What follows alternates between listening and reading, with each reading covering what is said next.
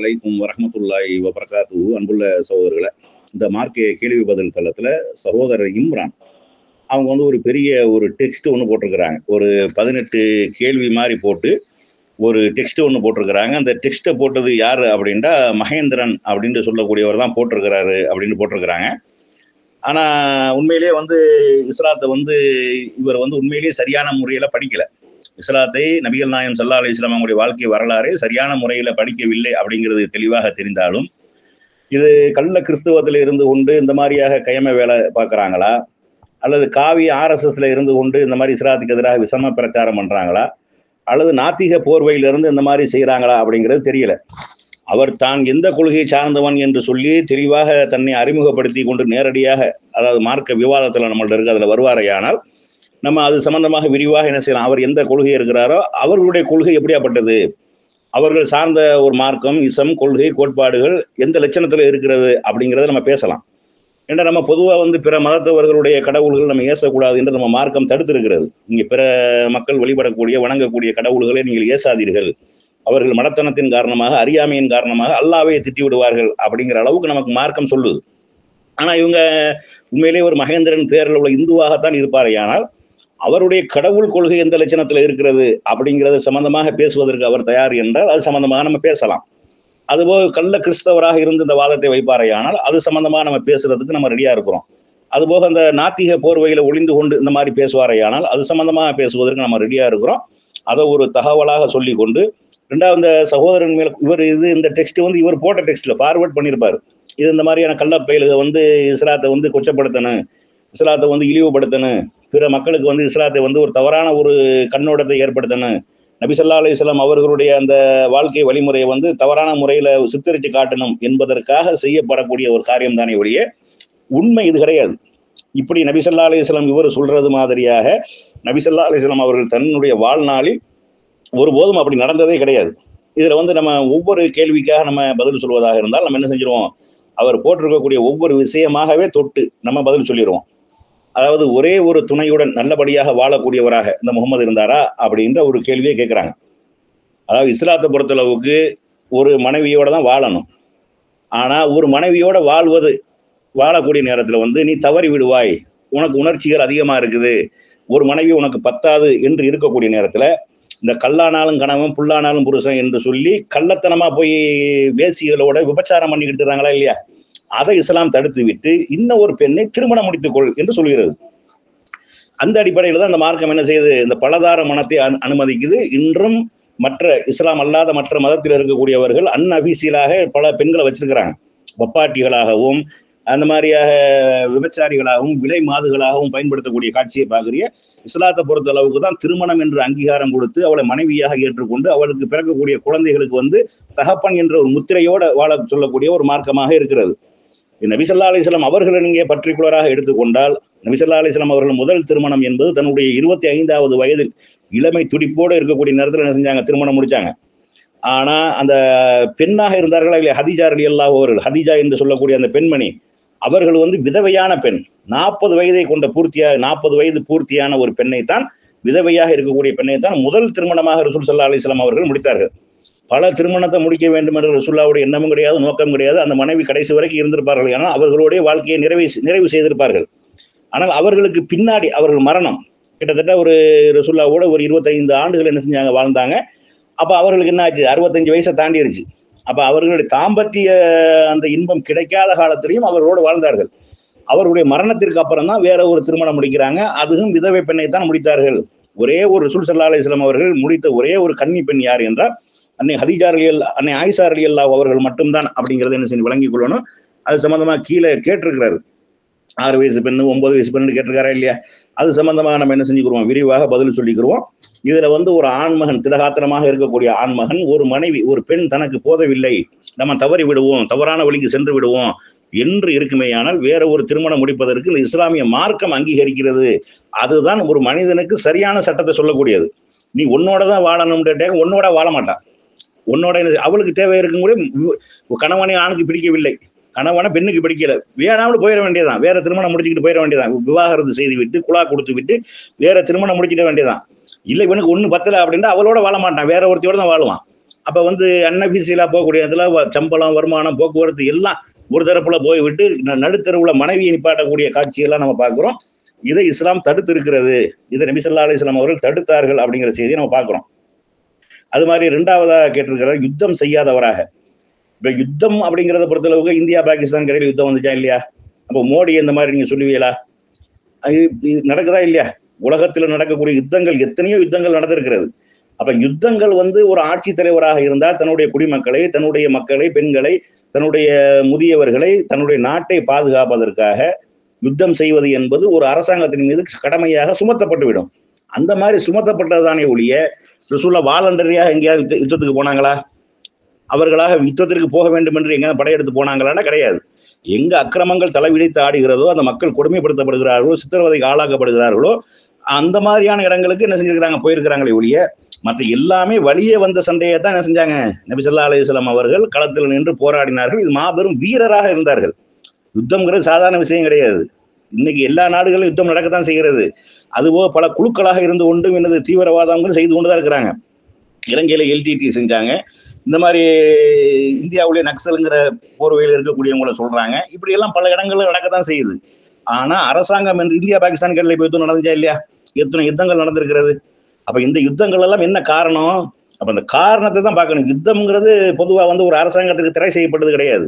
ஒரு அரசாங்கம் என்று வந்துவிட்டால் தன்னுடைய நாட்டையும் மக்களையும் தன்னுடைய பலவீனமாக இருக்கக்கூடிய மக்களையும் பாதுகாப்பதற்காக யுத்தம் என்று வரக்கூடிய நேரத்துல வந்து யுத்தத்தை என்ன செய்யணும், செய்துதான் ஆக வேண்டும் அப்படிங்கிறதான் நிலைமை. அமெரிக்காக்காரன் எத்தனை நாட்டில் யுத்தம் செஞ்சான். வியட்நாம்ல இருந்து, ஜப்பான்ல இருந்து, அது மாதிரி வடகொரியாவில இருந்து, ஆப்கானிஸ்தான்ல இருந்து, ஈராக்ல இருந்து எத்தனை நாட்டில் யுத்தம் செஞ்சான். அது அநியாயமா செஞ்சான், அது வேற விஷயம். அப்ப யுத்தத்தை பொறுத்தளவுக்கு நபி ஸல்லல்லாஹு அலைஹி வஸல்லம் அவர்கள் மாபெரும் வீரராக இருந்தார்கள் அப்படிங்கிறதான் இதுல காட்டப்படுகிறது. அடுத்து 3வதா என்ன கேட்கிறான்டா, கப்பம் ஜிசியா வாங்காதவராக அப்படின்னு கேட்டிருக்காரு. இந்த ஜிசியா நபி ஸல்லல்லாஹு அலைஹி வஸல்லம் அவர்கள் பெற்றார்கள். ஜிசியா பெறுறதுனா என்ன அப்படிங்கிறது இவருக்கு தெரிஞ்சிருக்குமே. ஆனால் இந்த மகேந்திரன் என்ற அந்த சகோதரருக்கு அல்லது இவனுக்கு எவன் எழுதி கொடுத்தானோ அந்த அவனுக்கு வந்து இந்த ஜிசியா அப்படின்னா என்னன்னு தெரிஞ்சிருக்குமே. ஏன்னா இந்த வாதத்தையே வச்சிருக்க மாட்டான். ஜிசியா என்பது அந்த மக்களுடைய உரிமை பாதுகாக்கப்பட வேண்டும், நாமும் இந்த மண்ணினுடைய மைந்தர்கள் என்பதை உறுதிப்படுத்துவதற்காக உள்ளது. இப்போ ஒரு நாட்டில் யுத்தம் செஞ்சு அந்த நாடு வந்து இஸ்லாமிய சாம்ராஜ்யத்தின் கீழ் வந்துருச்சு. இஸ்லாமிய சாம்ராஜ்யத்தின் கீழ் வந்து அவங்க வந்து வலுக்கட்டாயமாக நிர்பந்தப்படுத்தி என்ன செய்ய மாட்டாங்க, இஸ்லாத்துக்கு வாண்டு கூப்பிட மாட்டாங்க. அவர்கள் விரும்பினால் இஸ்லாத்தை ஏற்றுக்கொள்ளலாம், விரும்பினால் அவர்கள் இருக்கக்கூடிய மதத்தில் இருந்து கொள்ளலாம். அவர்கள் இருக்கக்கூடிய மதத்தில் இருந்து கொள்வார்களே ஆனால் அரசாங்கத்திற்கு வரி கட்டணும். ஏன்னா அரசாங்கம் அவர்களுக்கு மற்ற ஒரு தண்ணி வரி, இப்ப நம்ம ரோடு போட்டு கொடுக்குறோம், தண்ணி வரி கட்டுறோம், இந்த மாதிரி செய்யறமா இல்லையா? அது மாதிரி அவர்களை பாதுகாப்பதற்கு உண்டான அரசு நடவடிக்கை என்ன செய்ய எடுக்க ராணுவருக்கும் அவர்களுக்கு ஏதாவது பிரச்சனை வந்தாலும் அவர்களுக்கு ஏதாவது சிக்கல் வந்தால் என்ன செய்வாங்க, அரசாங்கம் முன்னின்று செயல்படும் என்பதற்காக அவர்கள் அந்த நாட்டு அவங்கள்ட்ட வாங்காம இருந்தா கூட என்ன செய்வாங்க, இது நம்மளை புறக்கணிக்கிறாங்க அப்படிங்கிற ஒரு நிலைமை போயிடும். இப்ப அவர்களையும் புறக்கணிக்காமல் அவர்களிடம் சிறிய தொகை, முஸ்லீம்கள் கொடுக்குற மாதிரி 102% ஜக்காத்து கொடுக்குறாங்களே அந்த மாதிரி கூட இதுல கிடையாது. ஜிசியாங்கிறது ரொம்ப கம்மியாக, அது இருக்கப்பட்டவர்கள்ட்ட தானே ஒழிய இல்லாதவர்களுக்கு கிடையாது அப்படிங்கிறது என்ன செய்ய வழங்கி கொள்ளணும். இந்த விஷயங்கள் தெரிஞ்சிருந்தா அப்படி பேசியிருக்க மாட்டாரு. அதுபோக 4வதா என்ன செய்யறாங்கன்னா, இந்த கொள்ளை அடிக்காதவராக. நபி ஸல்லல்லாஹு அலைஹி வஸல்லம் அவர்களுடைய வாழ்க்கையில இந்த மாதிரி யாரும் பேச மாட்டாங்க. என்ற ரசூல் ஸல்லல்லாஹு அலைஹி வஸல்லம் அவர்களுடைய அந்த கடந்த கால அவர்கள் நபியாக ஆவதற்கு முன்னாடி அந்த மக்கள் என்ன பேசுவாங்க, என்ன சொல்வார்கள் என்றால், இவர் நம்பிக்கைக்குரியவர், இவர் உண்மையாளர் அப்படிங்கிற ஒரு சர்டிபிகேட் தான் என்ன செஞ்சாங்க, எதிரிகளே கொடுத்திருந்தாங்க. அப்படி இருக்கக்கூடியவங்க தான் நபி ஸல்லல்லாஹு அலைஹி வஸல்லம் அவர்கள். அந்த நாட்டை மக்காவை விட்டு, மக்காவில் 13 ஆண்டுகள் நபியாக இருந்தார்கள். அங்க வந்து இந்த ஏகத்துவ கொள்கையை பிரச்சாரம் பண்ண முடியல, இறைவனை வணங்க முடியல, தொழுக முடியல. இஸ்லாத்தை ஏற்றுக்கொண்டவர்களுக்கு பல இடைஞ்சல்களும் சிக்கல்களும் வந்ததுக்கு அப்புறம் என்ன செஞ்சாங்கன்னா, அந்த நாட்டை விட்டு துரத்தப்பட்டார்கள். சொத்து சுகம், சொந்த பந்தம், நிலம் குளம் எல்லாத்தையும் விட்டுட்டு, இறைவனுடைய ஆலயத்தையும் விட்டுட்டு துரத்தப்பட்டு என்ன செய்றாங்க, மதீனாவுக்கு வர்றாங்க. மதீனாவுக்கு வந்ததுக்கு அப்புறம் அங்க மக்காவிலிருந்து ஒரு வணிக கூட்டம் என்ன செய்யுது, அதைத்தான் சொல்றாங்க. இதுல வணிக கூட்டம் என்ன செய்யுதுன்னா, அபு சுஃபியான்ங்கிற அவருடைய தலைமையில என்ன செய்யுதுன்னா, வேற ஒரு சாம் தேசத்துக்கு என்ன செய்யறாங்க, வியாபாரத்துக்கு போறாங்க. பல ஒட்டகங்கள்ல வந்து சரக்குகளை கொண்டுகிட்டு வர்றாங்க, மதீனா வழியாக உள்ள வர்றாங்க. அப்ப இந்த செய்தி ரசூலுல்லாஹ்வுடைய அந்த அவங்களுடைய உள்துறை மூலமாக என்ன செய்யுது, இந்த தகவல் தெரியுது.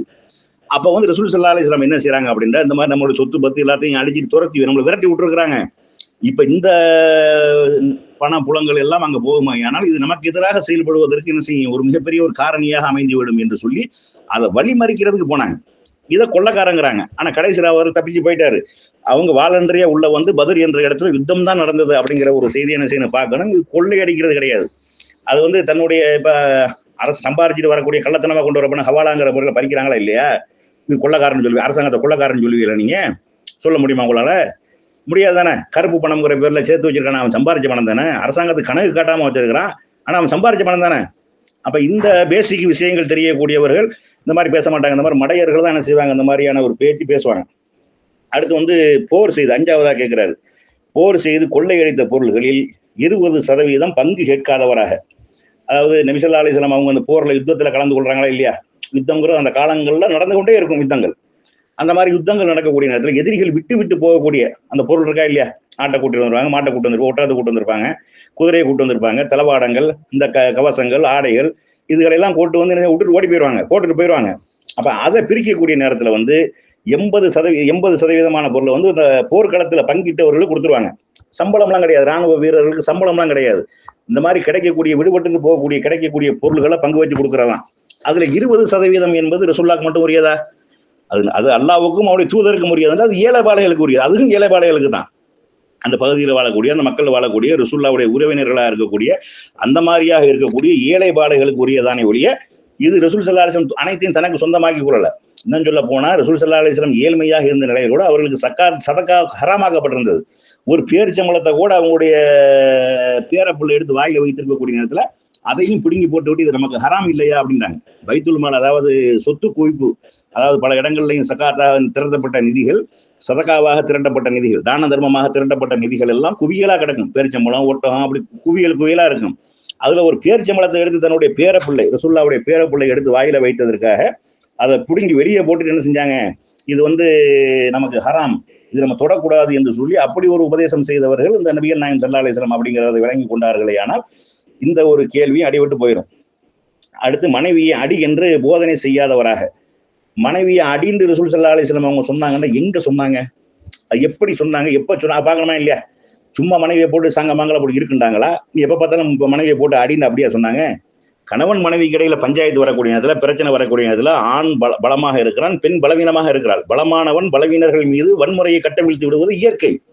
அந்த மாதிரியான நேரத்துல கூட மனைவி தவறு செய்து விட்டால், தகாத நடவடிக்கையில் ஈடுபட்டு விட்டால், தகாத காரியங்கள் செய்து விட்டால் என்றால் கூட நீ வெளியில வச்சு உன் மனைவியை கண்டிக்காத, 4 சுவத்துக்களை வச்சு கண்டி அப்படின்னு சொன்ன மார்க்கம். அதுபோக அடிப்பதாக அந்த வலிமையானவன் என்ற அடிப்படையில, வலிமை குறைந்தவள் என்ற அடிப்படையில் அடிப்பதாக இருந்தால் முகத்தில் அடிச்சிடாத, காயம் ஏற்படக்கூடிய அளவுக்கு அடிச்சிடாத அப்படின்னு சொன்னவன். இதெல்லாம் இயற்கையில நடக்கக்கூடிய விஷயம். அதுக்கு கட்டுப்பாடு போடப்பட்ட. இன்னைக்கு எத்தனை பேர் பொண்டாட்டியை அடிச்சுட்டு திடுறான், பொண்டாட்டியை வெட்டுறான், பொண்டாட்டியை குத்துறான், அவங்க எல்லாம் அவங்க கேட்க மாட்டாங்க. அதெல்லாம் அவங்க கண்ணுக்கு தெரியவும் செய்யாது. இது செப்பையான ஒரு மேட்டரை கொண்டு வச்சு நினைச்சாங்க, மனைவியை அடிக்காதீர்கள் என்று போதனை செய்யாதவராக. அடிங்கள் என்று போதனை செஞ்சால் எப்ப செஞ்சாங்க?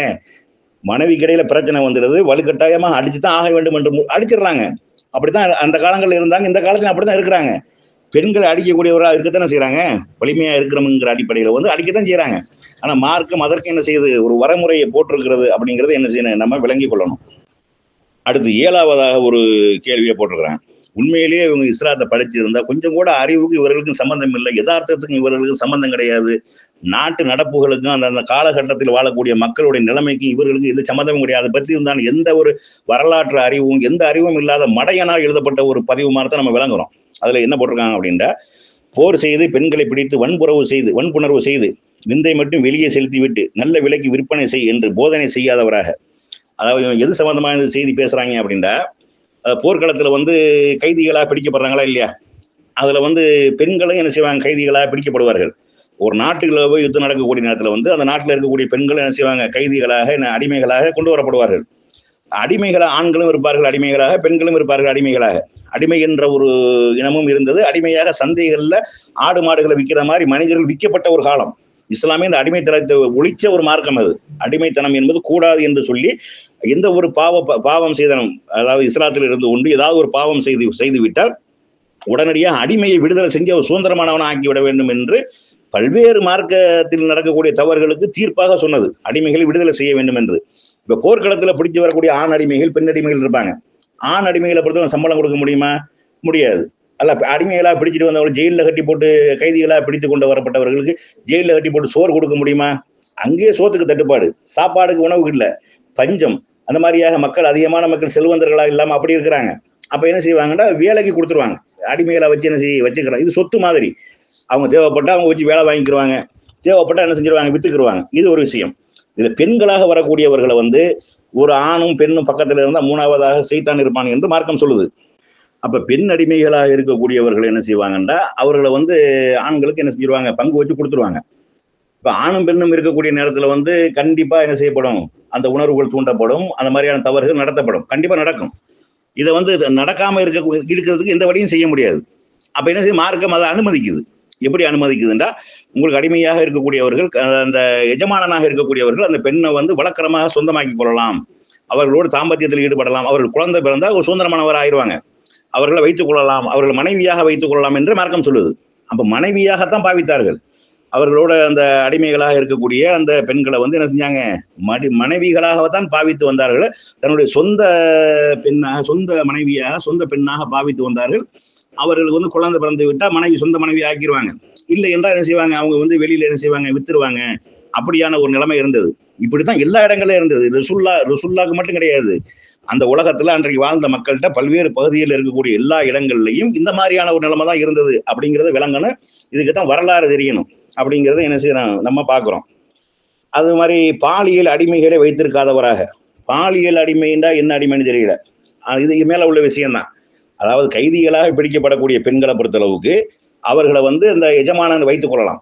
அந்த எஜமானன் வைத்துக் கொள்ளக்கூடிய மற்றவங்க வைத்துக் கொள்ள முடியாது. மகனா இருந்தாலும் சரி, மாமனா இருந்தாலும் அவங்க வச்சுக்கிற மாட்டாங்க. யாருக்கு அந்த அடிமையாக கொடுக்கப்படுறாங்களோ அவர்கள் மட்டும் உபயோகப்படுத்தி வைத்துக் கொள்வார்கள், மனைவியாக பாவித்துக் கொள்வார்கள், அவர் தாம்பத்தியத்தில் ஈடுபடுவார்கள். இல்லை என்று சொன்னாலும் செய்யத்தான் செய்வாங்க. இதுதான் மனிதனுடைய இயற்கை. இன்னைக்கு எத்தனை சாமியார்கள் மடத்துல மாற்றான், எத்தனை பேர் கள்ளத்தனமா செய்து கொண்டு மாற்றான், எத்தனை பாதிரிகள் மாற்றான், இதெல்லாம் பார்க்கத்தானே செய்யறோம் நம்ம. எத்தனையோ பேர் வந்து தகப்பன் தகப்பனா இருக்கிறனா, தகப்பன் மாதிரி அப்படின்னு சொல்லக்கூடிய, ஆசிரியர் நான் தகப்பன் மாதிரி சொல்லக்கூடிய எத்தனையோ கள்ள பயில்கள் மாற்றாங்களா இல்லையா? இன்னைக்கு போக்சோ சட்டம் கொண்டு வந்து எத்தனை பேரை அரெஸ்ட் பண்ணியிருக்கிறாங்க. இதெல்லாம் காட்டு மிராண்டி காலத்துல ரசூலுல்லாஹ் வாழ்ந்த காலம் என்பது அறியாம இருள் சூழ்ந்திருந்த காலம். அப்ப அந்த மாதிரியான நேரத்துல அவங்களுக்கு என்ன தேவையோ அதை செய்யணுமா இல்லையா? அப்படி இல்லைன்னா தவறு தான் செய்வாங்க. அதற்கு என்று அழகான ஒரு வழிகாட்டுதலை செய்த ஒரு மார்க்கமாக இஸ்லாம் இருக்கிறது அப்படிங்கிறத விளங்கிக் கொள்ளணும். அடுத்து 9வதாக, நறுமணம் பூசிக்கொண்டு செல்லும் பெண்களை விபச்சாரி என்று முத்திரை குத்தி கேவலப்படுத்தாதவராக. இது இந்த பதிவு போட்டுக்கான இல்லையா, இவனுக்கும் அறிவுக்கும் சம்பந்தம் கிடையாது, இவன் இஸ்லாம் என்ன சொல்லுதுங்கிறதும் பார்த்தது கிடையாது, இவனும் எடுத்த வாந்தி என்ன செஞ்சிருக்கான், இவன் எடுத்திருக்கிறான். இதுல என்ன சொல்லப்படுறது, ரசூலுல்லாஹ் என்ன சொல்றாங்கன்றா, இரவு நேரங்களில் நறுமணம் பூசிக்கிட்டு வெளியே செல்லாதீங்க. இந்த இரவு நேரத்துல நறுமணம் பூசிட்டு வெளியே செல்ல யாரு சொல்லுவா? அது 2வது, கால்களை தட்டி நடக்காதீர்கள், பிறர் உங்களை வந்து நோக்க வேண்டும், நுகர வேண்டும் என்பதற்காக நறுமணம் பூசாதீர்கள்ங்கிறாங்க. இப்ப இரவு தொழுகைக்கு வரக்கூடிய பெண்களை வந்து நறுமணம் பூசாதீர்கள் என்று தடை செஞ்சாங்க. பகல் நேரத்துல பூசிக்கொள்ளலாம், மற்ற நேரங்களில் பூசிக்கொள்ளலாம். பெண்களுக்கு என்று நறுமண பொருள் இருந்தது. நறுமணம் பூசுறவங்களை எல்லாம் ரசூலுல்லாஹ் அப்படி சொல்லல. யார்தான் சொன்னாங்க, இரவு நேரங்களில் நறுமணம் பூசிக்கொண்டு பிறரை தூண்டுற விதமாக, பிறரை கவர்ற விதமாக, இந்த மாதிரி தலுக்கு நடக்கிறாங்களா இல்லையா, இந்த மாதிரி நடக்கக்கூடிய இந்த மாதிரி பெண்கள் சம்பந்தம், இவங்க உண்மையில அந்த மாதிரி பெண்கள் தானே. பிறர் கவர வேண்டும், பிறர் நம்மளை நோக்க வேண்டும், பிறர் நம்மளை பார்க்க வேண்டும் என்பதற்காகவே தன்னை அழகுபடுத்தி அலங்காரப்படுத்தி நறுமணம் போட்டு அந்த வாசனங்கள் பல பேருடைய அந்த உள்ளத்தையும் தூண்டக்கூடிய வகையில் நடக்கக்கூடியவங்க யாரா இருப்பாங்க? இப்படி செய்யாதேன்னு சொன்னாங்க. இந்த மாதிரி ஒருவர் செஞ்சால் அவர் நல்ல வகையில் ஒழுக்கமானவள், அப்படி செய்ய மாட்டா. அப்ப வந்து பெண்களை எல்லாம் அப்படி சொல்ல கிடையாது. அப்படி இஸ்லாம் என்பது பெண்ணுக்கு கொடுத்த கண்ணியம் என்பது இவங்களுக்கு தெரியுமா? எவ்வளவு முக்கியத்துவம் கொடுத்திருக்குன்னு தெரியுமா? இவங்க போக பொருளாக பயன்படுத்தி கொண்டிருந்த இந்த மக்களுக்கு மத்தியில பெண்களுக்கே உரிய கண்ணியத்தை கொடுத்த மார்க்கம் இஸ்லாம் என்பது என்ன செய்யணும், விளங்கிக் கொள்ளணும். அடுத்து 10வதாக ஒன்று கேட்டிருக்கிறார். என்ன கேட்டிருக்காங்கன்றா, ஹதீஸ் என்று சொல்லி அங்கே இங்கே என்று கடும் குழப்பம் உண்டாக்காமல் தனது போதனைகளை, செயல்களை தானே தெளிவான மொழி நடையில் புத்தகமாக எழுதி பாதுகாப்பா மக்களிடம் சேர்ப்பிக்கும் அளவுக்கு அடிப்படை கல்வி அறிவு உள்ளவராக அப்படின்னு ஒரு விமர்சனம் பண்றான் இவன். இந்த குர்ஆன் தெளிவாவே சொல்லுகிறார், ரசூல் ஸல்லல்லாஹு அலைஹி வஸல்லம் அவர்களுக்கு வந்து என்னது, நம்ம அவர்களுக்கு எழுதவும் தெரியாது, எழுதுனதை பார்த்து படிக்கவும் தெரியாது. அப்படி ஒரு வேலை இருக்குமேயான அந்த மூடர்கள், இந்த முட்டா பயல்கள் என்ன செய்வாங்க, இது அல்லாஹ்வுடைய வேதம் இல்லைன்னு சொல்லியிருப்பாங்க, உன் மீதும் இந்த வேதத்தின் மீதும் சந்தேகப்பட்டிருப்பார்கள் என்பதற்காகவே எழுத படிக்க தெரியாதவர் தூதராக நியமிக்கப்பட்டிருக்கிறது. அவர் கொண்டு வந்த போதனையை பாரு, அவர் கொண்டு வந்த வேதத்தை படிச்சு என்னைக்காவது ஒரு நாள் படிச்சு பார்த்திருக்கிறியா? குர்ஆன் என்னைக்காவது நீ தமிழ்ல மொழிபெயர்ப்பு பண்ணி படிச்சிருக்கிறியா? நபி ஸல்லல்லாஹு அலைஹி வஸல்லம் அவருடைய உண்மையான வரலாறு, இந்த மாதிரி கண்டவன் எழுதின வாந்திகளை பார்க்காமல் உண்மையான வரலாறு நீ என்னைக்காவது படிச்சிருக்கிறியா? படிச்சிருந்தால் உனக்கு தெரியும் இந்த குர்ஆன் என்பது எவ்வளவு அற்புதமான ஒரு வேதம் என்பது, எவ்வளவு ஒரு அறிவுள்ள வேதம் என்பது, படைத்தவனால் ஞானமிக்கவனால் இறக்கப்பட்டது என்பது அந்த வேதமே பறைசாட்டுகிறது, அந்த வேதமே தெளிவுபடுத்துகிறது. அப்படியாப்பட்ட வேதத்தை கொண்டு வந்த ரசூல் ஸல்லல்லாஹு அலைஹி வஸல்லம் அவர்கள் உண்மையிலேயே படிக்க தெரிந்தவராக, எழுத தெரிந்தவராக இருந்திருப்பாரே ஆனால் அந்த மூடர்கள் அன்னைக்கு இருந்த மக்காவுல வாழ்ந்த அந்த யூத கிறிஸ்தவர்கள் இந்த மாதிரியான மூடர்கள் என்ன செய்யிருப்பாங்க, இது அவர் படிக்க தெரிஞ்சவர், அவர் புலமையினால உண்டாக்கி கொண்டாரு அப்படின்னு சொல்லியிருப்பாங்க. அந்த வாசலை இஸ்லாம் அடைக்கும் விதமாகத்தான் அவர்களுக்கு எழுதவும் தெரியாம படிக்கவும் தெரியாம ஆக்கியிருக்கிறது அப்படிங்கிறத நம்ம பார்க்கிறோம். அடுத்து 11வது ஒன்று போட்டிருக்கிறாங்க. குறைசி கோத்திர நடையில் அரபு மட்டும் பேசாமல் ஆங்கிலம், பிரெஞ்சு, ரஷ்யன், தமிழ் போன்ற பல மொழிகளில் திறமை உள்ளவராக, அதாவது ரசூலுல்லாஹ்க்கு அரபி மட்டும்தான் தெரியும், மற்றதும் தெரியாதுன்னு சொல்றான். உண்மைதானே அது? தமிழ்நாட்டில் இருக்கிறவங்க தமிழ் மட்டும் தான் தெரியும், எங்கேயாவது போனாலும் ஹிந்தி தெரிஞ்சிருக்கேன், வேற என்ன தெரியும்?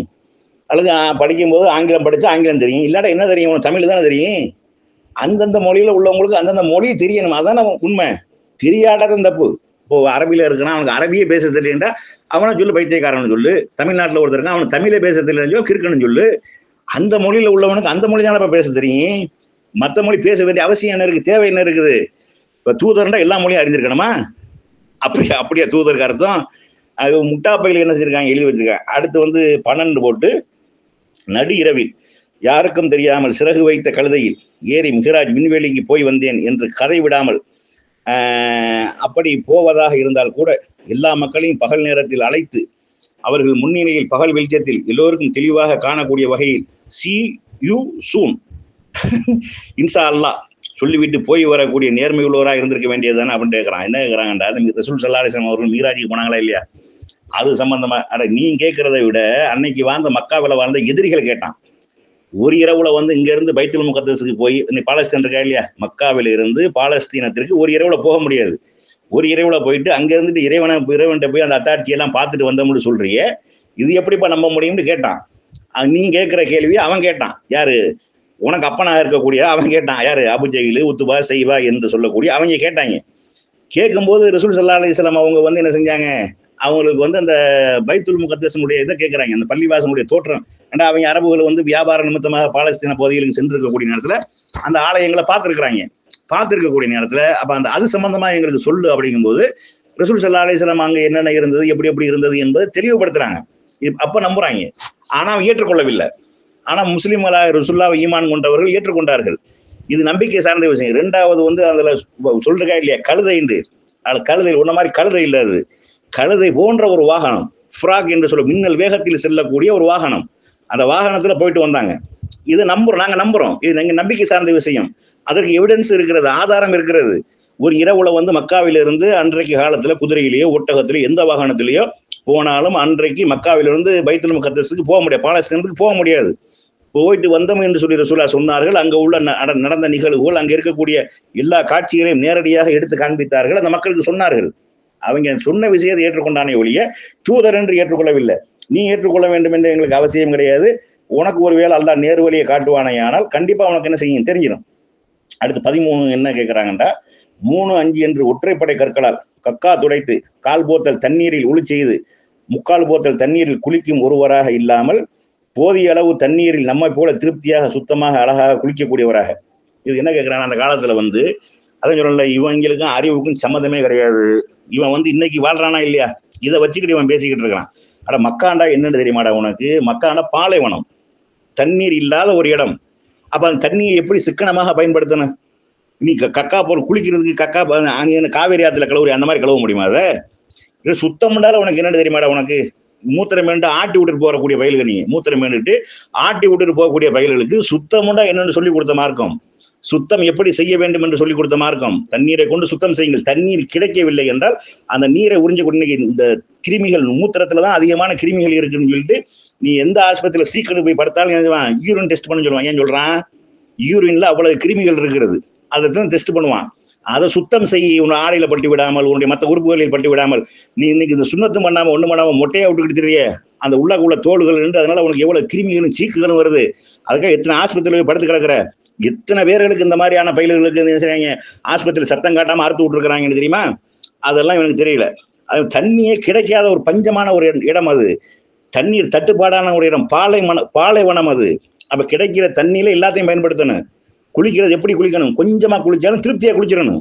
இன்னைக்கு உன்ன மாதிரி அந்த நோய் பிடிச்ச மாதிரி அள்ளி குளிச்சுக்கிட்டு அந்த மாதிரி இருக்க சொல்லல. நீங்க தண்ணீரை வீண் விரயம் செய்யக்கூடாது, தண்ணீரை வீணாக்காதீர்கள். தண்ணீர் என்பது இறைவனுடைய அருள். நம்ம வத்த செய்து விட்டால் உன்னால கொண்டு வர முடியாது. ஒரு பருவமழை பெய்யாட்டா புலப்பு நாரி போயிடும். இப்படி இருக்குது இங்க. ஆனா அங்க பாலைவனத்துல வந்து அத்தனை லட்சம் மக்கள்களும் இருந்தார்கள். அத்தனை லட்சம் மக்களும் தன்னுடைய வாழ்க்கையை அனைத்தையும் என்ன செய்ய சரியான முறையில் செய்தார்கள் என்பதை பார்க்கக்கூடிய நேரத்துல அப்ப தண்ணீரை எவ்வளவு அழகா பயன்படுத்தணுங்கிறது எவ்வளவு தத்துவமாக சொல்லப்பட்ட ஒரு மார்க்கம். குளிக்கணும், 5 வேளை ஒளி செய்யணும். உன்ன மாதிரி காலையில எழுந்து பல்லு விளக்காம ஒண்ணு விளக்காம மூஞ்சியும் கழுவாம ரோட்டு ஓடியே தெரியும் அந்த மாதிரி இருக்கு சொல்றியா? முகத்தை கழுவ வேண்டும், வாய் கொப்பளிக்க வேண்டும், பல்லு விளக்க வேண்டும், இதெல்லாம் செய்யணும். ஒவ்வொரு தொழுகையிலையும் இதெல்லாம் செய்யணும். அப்ப 5 வேளைக்கும் செய்யணும். அவ்வளவு சுத்தபத்தமா இருக்கக்கூடிய ஒரு மார்க்கத்துல நீ ஆட்டி விட்டுட்டு போற வயலுக்கு உனக்கு என்ன தெரியும்? அடுத்து 14வது கேள்வி. அதாவது 53 வயதில் 6 வயது குழந்தையை திருமணம் செய்கின்ற சிறுவர் துஷ்பிரயோகம் இல்லாதவராக. அத 15வது கேள்வி. 56 வயதில் 9 வயது சிறுமி வன்புணர்வு அதிர்ந்து கொடுக்கின்ற சிறுவர் பாலியல் வன்புணர்வு இல்லாத. இந்த 2 விஷயம் ஒரே விஷயம் தான். ஆயிஷா ரலியல்லாஹு சம்பந்தமா தான் சொல்றாங்க. இந்த கள்ள கிறிஸ்தவர்கள் வந்து இது சம்பந்தமாக எடுத்து வைத்த வாதத்திற்கு நம்ம மிக தெளிவாக நம்ம என்ன செஞ்சிருக்கோம்? ஆயிஷா ரலியல்லாஹு அவர்களை நபி ஸல்லல்லாஹு அலைஹி வஸல்லம் அவர்கள் சிறுமியாக திருமணம் செய்தது ஏன் அப்படிங்கிற தலைப்புல விரிவாக நம்ம பேசியிருக்கிறோம். இருந்தாலும் இந்த கிளிப்புலி அது சேர்ந்து வரணுங்கிறதுக்காக ஒரு செய்தியும் சொல்றோம். இப்ப நபி ஸல்லல்லாஹு அலைஹி வஸல்லம் அவர்கள் 6 வயதுல திருமணம் செய்தாலும் அன்றைய வழக்கத்துல உள்ள விஷயம் அது. சிறுமிகளை திருமணம் செய்யலாம் என்பது பின்பு இஸ்லாத்திலேயே தடுக்கப்பட்டு விட்டது. இஸ்லாத்துல சிறுமிகளை திருமணம் என்பது ஒரு கடுமையான ஒரு உடன்படிக்கை, ஒப்பந்தம். அப்ப அந்த ஒப்பந்தம் என்று வரக்கூடிய நேரத்துல 2 தரப்புலும் என்னத்துக்கு திருமணம் நடக்கிறது, என்ன ஒப்பந்தம் என்று தெளிவாகிற வரைக்கும் தெரிகிற வரைக்கும் திருமணம் முடிக்கக்கூடாது என்பது மார்க்கம் தடுத்து விட்டது. இந்த விஷயத்துல அந்த கிறிஸ்தவர்கள் வந்து பேசி அவங்களுக்கு நம்ம 30 நிமிஷம் கொண்ட ஒரு ஆடியோ நம்ம பதிவா போட்டிருக்கிறோம். அது போட்டு அதற்கு பதில் சொல்ல கொண்டு வந்து கடைசியில இயேசுவே இழிவுபடுத்தி கேவலப்படுத்திய விஷயங்கள் 55 நிமிஷம் நம்ம என்ன செஞ்சிருக்கோம்? அது சம்பந்தமா பேசி பதிவு போட்டிருக்கிறோம். சார் அதுக்கு நம்ம தேவைப்பட்டா போட்டு விடுவோம். இதுல போட்டிருக்கக்கூடிய எல்லாமே ஏற்கனவே சொல்லப்பட்ட பதில்கள் தான். ஒன்னதான் சொல்றேன்ல, ஒண்ணு கள்ள கிறிஸ்தவர்களா இருக்கணும், அல்லது RSS கைக்கூலி அடிமைகளா இருக்கணும், காவி அடிமைகளா இருக்கணும், அல்லது நாத்திக போர்வையில ஒளிந்து கொண்டு இந்த மாதிரி கள்ள வேலை பார்க்கிறவனா இருக்கணும். ஒரு ஆண்மை உள்ள நேர்மையானவனாக இருந்தால் இது சம்பந்தமா நீ போட்டிருக்கிற 18 விஷயம் சம்பந்தமாக நேர்மையான ஒரு ஆள் மகேந்திரன் என்று சொல்லக்கூடியவன் ஒரு நேர்மையான ஒரு ஆளாக இருந்தால் பகிரங்கமாக எங்களுடைய மார்க்க விவாத தளத்துல நீ பேசுறதுக்கு தயாரா? எந்த அளவுக்கு தயாரா வரணும்? நாங்கள் உன்னுடைய நீ எந்த கொள்கையில் இருக்கிறியோ அந்த கொள்கையை நாங்கள் விமர்சிக்கக்கூடிய நேரத்துல வந்து அது சம்பந்தமாக இவர்கள் விமர்சிக்கக்கூடியது நான் தான் பொறுப்பு என்று ஏற்றுக்கொண்டு வரணும். ஏன்னா அப்புறம் குத்துது கூடையதுன்னு சொல்லக்கூடாது, கம்ப்ளைண்ட் பண்ண போறோம் அதுக்கு பிறகு இதுக்கு சொல்லக்கூடாது. நீ எங்க மார்க்கம் சம்பந்தமா என்ன விமர்சனம் பண்றியோ நாங்க உன்னை பத்தி எதுவும் சொல்ல மாட்டோம். இதுக்கு நீ தயாரான ஆளாக இருந்தால் நேரடியா என்ன செய்வா. அந்த 2 விஷயம் ஆயிஷா ரலியல்லாஹு திருமணம் சம்பந்தமாக. 2வது நபி ஸல்லல்லாஹு அலைஹி வஸல்லம் அவர்கள் வந்து என்னது பருவ வயது அடைந்து ஆயிஷா ரலியல்லாஹு அவர்கள் பருவ வயது அடைந்ததுக்கு அப்புறம் தான் என்ன செஞ்சாங்க?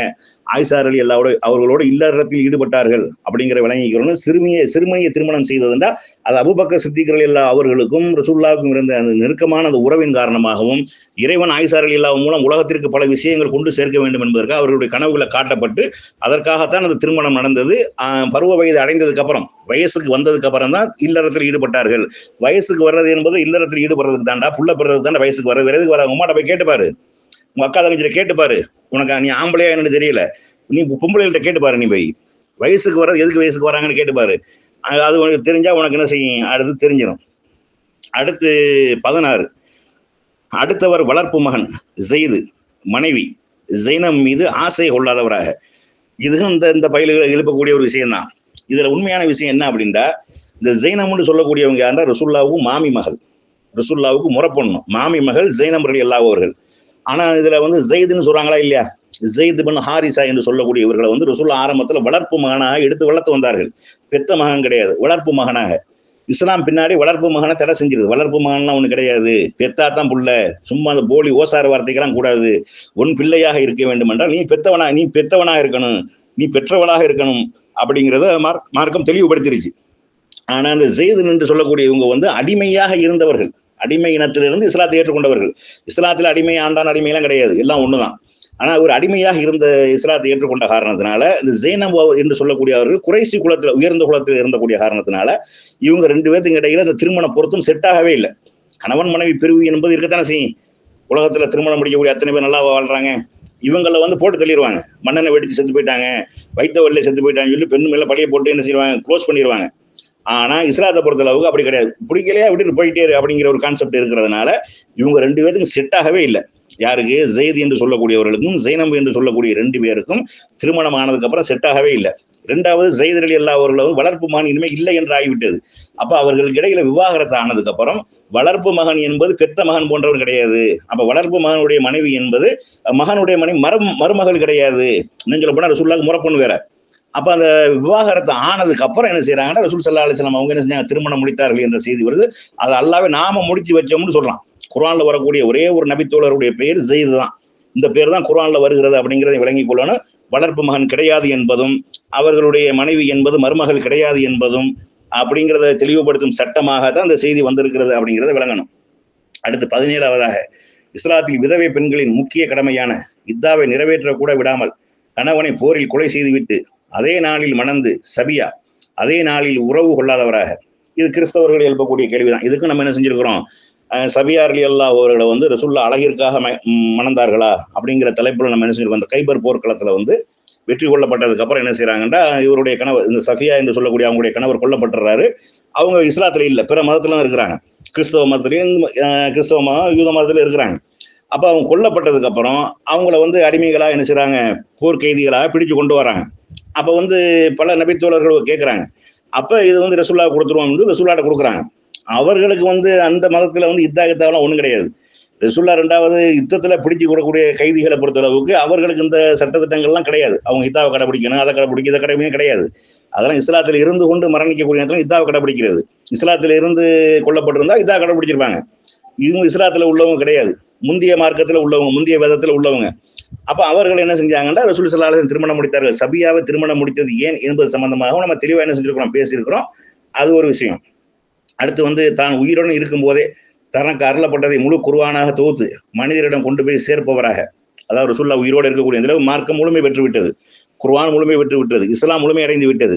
ஆனா ரசூல் ஸல்லல்லாஹு அலைஹி வஸல்லம் அவங்களுக்கு எழுத தெரியாத, படிக்க தெரியாதுல்ல, அதை ஒரு புத்தகமாக ஒன்று சேர்க்கவில்லை. ஒரு புத்தகமாக ஒன்று சேர்க்கவில்லை, தனித்தனியாக. அதாவது 114 அத்தியாயம் இருக்கா இல்லையா, இந்த 114 அத்தியாயமும் தனித்தனியாக இருக்கிறது. ஒவ்வொரு அத்தியாயம் ஒவ்வொரு கட்டா கட்டி இருக்குது. இதை வந்து அபூபக்கர் சித்திக் ரலியல்லாஹு அவர்கள் ஒன்று தானே. இது ரசூலுல்லாஹ் காலத்துல முழுமை அடைஞ்சிருச்சு, மார்க்கம் முழுமை அடைஞ்சிருச்சு, வேதம் முழுமை அடைஞ்சிருச்சு, இஸ்லாம் முழுமை அடைஞ்சிருச்சு, முழுமையானது அப்படியே இருக்குது. இதை ஒரு புத்தகத்துல கொண்டு வரதுல யாரு செஞ்சா என்ன, ரசூலுல்லாஹ்க்கு தான் எழுதவும் தெரியாத, படிக்கவும் தெரியாத, அது அல்லாஹ்வே சொல்லிடுறானே அப்படிங்கிறத பார்க்கணும். அடுத்து வந்து செய்தி ஒன்று போட்டிருக்கா, என்ன போட்டிருக்காருன்னா, ஒருவரை அல்லாஹ்வுக்கு தெரிவு செய்ய முடியாமல் போனது ஏன், அல்லது முகமது நபியை இப்படி கேவலமானவராக அல்லாமல் ஒரு நல்லவராக வாழ வைக்க முடியாமல் போனது ஏன், அல்லாஹ் திறமை இல்லாத ஒரு இறைவனா, உண்மையிலே அல்லாஹ் என்ற இறைவன் முகம்மது அவர்களை நபியாக தேர்வு செய்தாரா, இல்லை முகம்மது என்ற மனிதர் அல்லாஹ் என்ற பெயரை பயன்படுத்தி அனைவரையும் ஏமாற்றினாரா அப்படின்னு போட்டிருக்கிறாங்க. இதுலதான் ஒரு முக்கியமான விஷயத்தை வழங்கிக் கொள்ளணும். நபி ஸல்லல்லாஹு அலைஹி வஸல்லம் அவர்கள் வந்து தன்னை இறைவனுடைய தூதர் பிரகடனப்படுத்துறாங்களா இல்லையா, 40வது வயசுல. அந்த நேரத்துல வந்து மக்காவில் இருக்கக்கூடிய ரசூலுல்லாஹ்வுடைய சொந்த பந்தம், குடும்பத்தார்கள்லாம் கடுமையாக எதிர்க்கக்கூடிய நேரத்துல ரசூல் ஸல்லல்லாஹு அலைஹி வஸல்லம் அவர்கள் தான் நபிதான் என்பதற்கு ஒரு மிகச்சிறந்த ஒரு ஆதாரத்தை முன்வைக்கிறாங்க. அந்த ஆதாரம் என்ன தெரியுமா, ஃபக்கத் லபிஸ்து ஃபீக்கும் உமரம் மின் கப்லிஹி அஃபலா தஅகிலூன், உங்களோடு நான் இத்தனை ஆண்டு காலம் வாழ்ந்திருக்கிறேன், அதை நீங்கள் சிந்தித்து பார்க்க மாட்டீர்களா? உங்களோட நான் இத்தனை ஆண்டு காலம் வாழ்ந்தேன், ஒரு ஒழுக்கம் கெட்டவனாக இருந்திருக்கிறானா, ஒரு பொய் சொல்லக்கூடியவனாக, ஒரு ஏமாற்றக்கூடியவனாக, ஒரு திருடக்கூடியவனாக, ஒரு உபச்சாரம் செய்யக்கூடியவனாக, அல்லது ஒரு மது அருந்தக்கூடியவனாக, அல்லது கேவலமான செயல் செய்யக்கூடியவனாக, அல்லது பிறரை ஏமாற்றக்கூடியவனாக, அபகரிக்கக்கூடியவனாக, கொள்ளையடிக்கக்கூடியவனாக, கொலை செய்யக்கூடியவனாக, இப்படி என்னைக்காவது நீங்க பார்த்திருக்கிறீர்களா? உங்களோட நான் கடந்த 40 ஆண்டு காலம் நான் உங்களோடு வாழ்ந்திருக்கேன். பக்கத்து லபிஸ்து ஃபீக்கும் உமரம் மின் கப்லிஹி அஃபலா தஅகிலூன், உங்களோடு நான் இத்தனை ஆண்டு காலம் நான் வாழ்ந்திருக்கிறேன், நீங்கள் இதை சிந்தித்து பார்க்க மாட்டீர்களா? இன்னைக்கு நான் அல்லாஹ்வுடைய தூதர் என்று சொல்கிறேன் என்றால், இத்தனை காலங்கள் நான் உங்களோட வாழும்போது சொல்லாதவன், பொய் சொல்லாதவன், ஏமாற்றாதவன், திருடாதவன், அந்த மாதிரியான காரியங்கள் எதிரையும் ஈடுபடாதவன் நபியாக ஆனதுக்கு அப்புறம் நான் செஞ்சிருவானா? அல்லாஹ்வுடைய தூதர்னு சொல்றான், அல்லாஹ் ஒருத்தன் இருக்கிறான், அவனுக்கு வஹி செய்தி தர்றான், தூது செய்தி தர்றான், மக்களை நல்வழிப்படுத்த சொல்றான், சிலை என்ற அசுத்தத்தை விட்டு அப்புறப்படுத்த சொல்றான். அதாவது அல்லாஹ்வுக்கு புள்ளை இருக்குது, புள்ளைக்கு அப்பாற்பட்டவன் அல்ல, அவன் புள்ள பெற வேண்டிய அவசியம் கிடையாது, அவன் மனைவி தேவையில்லை, மக்களும் தேவையில்லை என்று சொல்லி பிரகடனப்படுத்தக்கூடிய இறைவன் வந்து, இறைவனை நான் அறிமுகப்படுத்துகிறேன் உங்களுக்கு, இத்தனை வருஷம் உங்களோட வாழ்ந்திருக்கிறேன், என்ன அவ்வளவு பொய் சொல்லக்கூடிய ஏமாற்றக்கூடியவன் தான், நீ நம்பாம போ, நான் இதெல்லாம் செஞ்சிருக்கிறேன்னா என்று நபி ஸல்லல்லாஹு அலைஹி வஸல்லம் அவருடைய தன்னுடைய வாழ்க்கையவே முன்மாதிரியா இன்னைக்கு எவனும் சொல்ல முடியாது. சீர்திருத்த கருத்துக்களை பேசக்கூடிய எவனாக இருந்தாலும், எந்த சாமியாராக இருந்தாலும், எவனாக இருந்தாலும், நீங்க சொல்லக்கூடிய எந்த கடவுள்களாக இருந்தாலும் சரி, எவனும் சொல்ல முடியாது.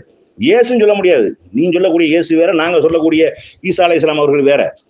என்னது, கிட்டத்தட்ட ஒரு 11-12 வயசுல ஓடி போயிட்டு 30வது வயசுல திரும்ப வராரு. அது வரைக்கும் எங்க போனாரு, என்ன செஞ்சாரு சொல்ல முடியாது. அதே நீங்க சொல்லக்கூடிய இந்த கடவுள்கள், சாமிங்கிற பேர்ல கடவுள் சொல்றீங்க, விமர்சனம் பண்ணல, நம்ம பண்ணக்கூடாது. பிற மதத்தவர்கள் ஏச, ஏன்னா போட்டிருக்க பேரு மகேந்திரன் போட்டிருக்கிறான். இது எந்த கள்ளப்பைய மகேந்திரன் நமக்கு தெரியல. அவன் யாருன்னு தன்னை அறிமுகப்படுத்தி வந்தாண்டா அக்கு வேற ஆணி வேற என்ன செஞ்சிருவான், பிச்சு போட்டுருவோம் எல்லாத்தையும். அப்படிங்கிறத நம்ம என்ன செய்யறோம், சொல்லிக் கொள்றோம். அடுத்து என்ன ஒரு டெக்ஸ்ட் போட்டிருக்காரு, என்ன போட்டிருக்காருன்னா, அதாவது பள்ளி கல்லூரிகளில் லீடராக ஒருவரை தேர்ந்தெடுக்கப்பட்டால் அவர் கல்வி மற்றும் ஒழுக்கம் இரண்டிலும் சிறப்பாக செயல்பட்டால் மட்டும்தானே தேர்ந்தெடுக்க முடியும். ஒன்றுமில்லாததிலிருந்து இந்த பிரபஞ்சத்தை படைக்க தெரிந்த கடவுளுக்கு ஒரு நல்ல மனிதனை இறை தூதராக தேர்ந்தெடுக்க தெரியாதா அப்படின்னு கேட்கிறாங்க. இறைவன் தேர்ந்தெடுத்த தூதர் சரியான தூதர் தான். உன்னுடைய அறிவும் உன்னுடைய அறியாமையும் உனக்கு விளங்காமையும் நீ சிந்திக்காமையும் உன்னுடைய மூடத்தனமும் மடத்தனமும் தான் இதை மறுக்கிறது. நபி ஸல்லல்லாஹு அலைஹி வஸல்லம் அவர்கள் மாதிரி ஒரு ஒழுக்க சீலராக, ஒப்பற்ற தலைவராக, நேர்மையாக வாழ்ந்தவராக, எல்லா விதத்திலையும் சரியான ஒரு நேர்மையான ஒரு வழியை கடைபிடித்தவராக, போர் வீரராக, ஒரு நீதிமன்றத்தினுடைய நீதிபதியாக, மக்களுடைய சாம்ராஜ்யத்தினுடைய தலைவராக வாழ்ந்த வரலாற்றில் சிறப்பு மிக்க ஒருத்தனை காட்டுவா பண்ணி, எல்லாத்திலையும் ஜொலிச்ச ஒருத்தனை காட்டுவா பண்ணி.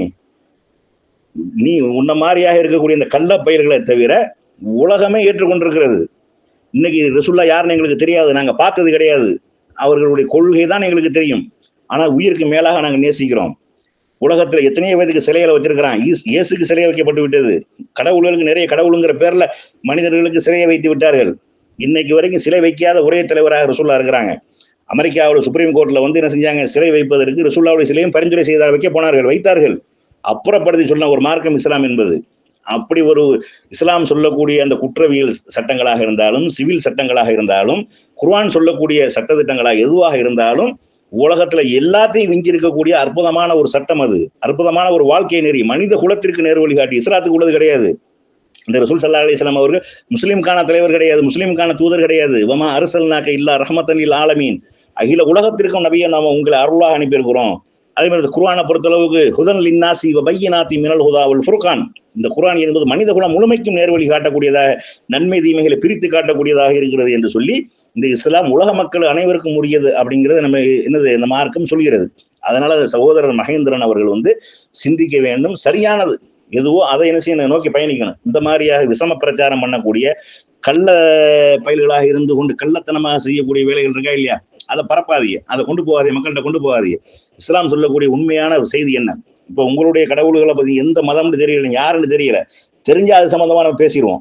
தெரியாத காரணத்தினால இப்ப நீங்க ஒரு நம்பிக்கையில இருப்பீங்க, ஆனா உங்க வேதத்துல அதுக்கு மாற்றமான நம்பிக்கை இருக்கும். அதை காட்டி பேசுங்க, அதை சுட்டி காட்டி பேசுங்க. அப்படி பேசணுமே ஒழிய நீங்க இந்த உங்களுடைய கொள்கை, இந்த கொள்கை சரியில்லை, இந்த கோட்பாடு சரியில்லை அப்படின்னு சொல்லுங்க. அல்லது இதுல நீங்க எடுத்து வச்சிருக்கக்கூடிய 18 வாதங்கள்ல எந்த வாதங்கள் சம்பந்தமாக நீங்கள் பேசுவதற்கு தயாராக இருந்தாலும் நம்ம உங்களை என்ன செய்யறோம், அன்போடு அழைக்கிறோம். அதனால இஸ்லாம் என்பது அற்புதமான ஒரு மார்க்கம், அற்புதமான ஒரு வாழ்க்கை நெறி என்பது. இது மதம் கிடையாது, ஒரு மார்க்கம், சொர்க்கத்திற்கு கொண்டு செல்லக்கூடிய ஒரு அற்புதமான ஒரு மார்க்கம் என்பதை என்ன செய்யறோம், சகோதரர் மகேந்திரனுக்கும் அவர்களை சார்ந்தவர்களுக்கு நம்ம என்ன செய்யறோம், சொல்லிக் கொள்றோம்.